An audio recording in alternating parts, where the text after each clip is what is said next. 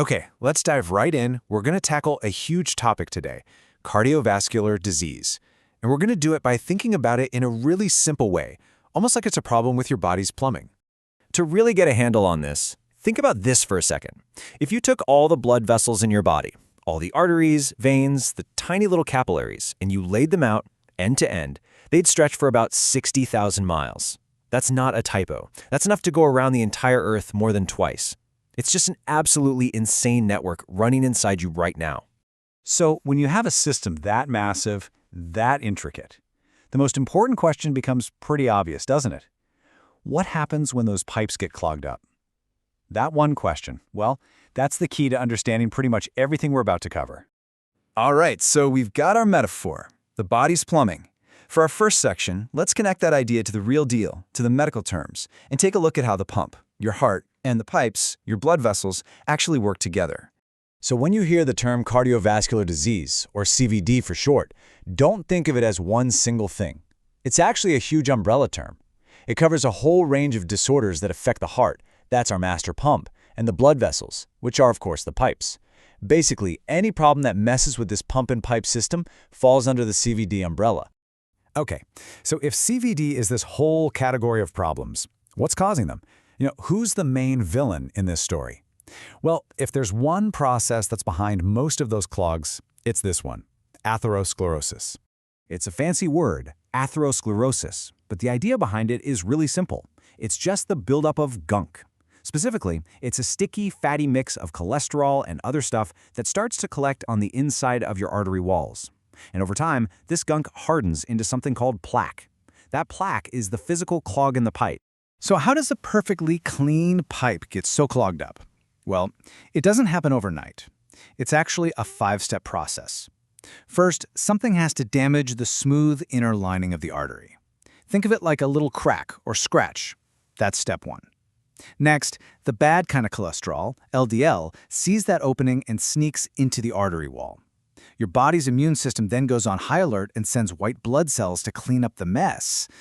But they just get stuck there too, turning into these things called foam cells. Then a hard cap forms over this whole mess, creating the plaque that starts narrowing the pipe. And here's the most dangerous part, step 5.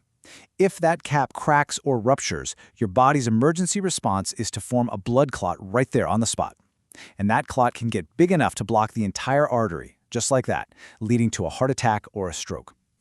So we know how the clogs form, but what are the real-world results? What happens when this system finally fails in different parts of your body's plumbing? This table shows it so clearly. This same basic problem, plaque, causes totally different disasters depending on where the clog happens. If that plaque builds up in the pipes feeding your heart muscle, that's coronary artery disease, and it can lead to a heart attack. If the clog blocks a pipe going to your brain, that's a stroke. Then you have other issues like hypertension, where the pressure in the whole system is just way too high, wearing everything out. And eventually, you can get heart failure, which is when the pump itself just gets too weak or stiff to do its job. And I really want to pause on hypertension for a second. It's called the silent killer for a truly terrifying reason. You can have it for years and feel absolutely nothing. No symptoms. You feel completely fine right up to the moment a catastrophe happens, like a stroke. It's a huge reason why getting regular blood pressure checks is so important. Okay, that was a lot of bad news. I get it. But here's the good news. We are not helpless here. We have some incredible tools for both finding these clogs and for repairing them. So let's look at how we do that. So how do doctors actually look inside your plumbing? Well, one common tool is an ECG or EKG, which checks the electrical rhythm of your heart. But the angiogram, this is really amazing. It's basically a live road map of your arteries. Doctors inject a special dye and use an X-ray to watch it flow through your body in real time. It lets them see exactly where any pipe is getting narrow or is completely blocked. And once they find a clog, what can they do? Well, one common way to fix it is with a stent. It's a tiny, expandable mesh tube they put inside the artery to physically prop it open and get the blood flowing again. And on the medication side of things, statins are an absolute game changer. They work by lowering the amount of that bad LDL cholesterol in your blood, which makes it harder for new plaque to form in the first place. All right, this last section, this is maybe the most important one of all. This is the owner's manual for your own body. These are the key things you need to know to take care of your own plumbing system. First up, a really critical distinction.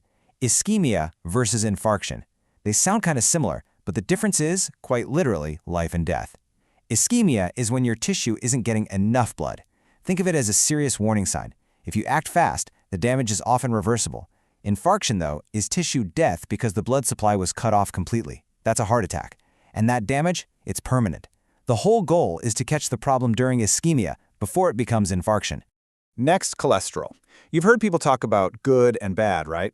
Well, here's what that actually means. HDL is the good stuff. Think of it like a garbage truck that goes around and carries cholesterol away from your arteries to be disposed of.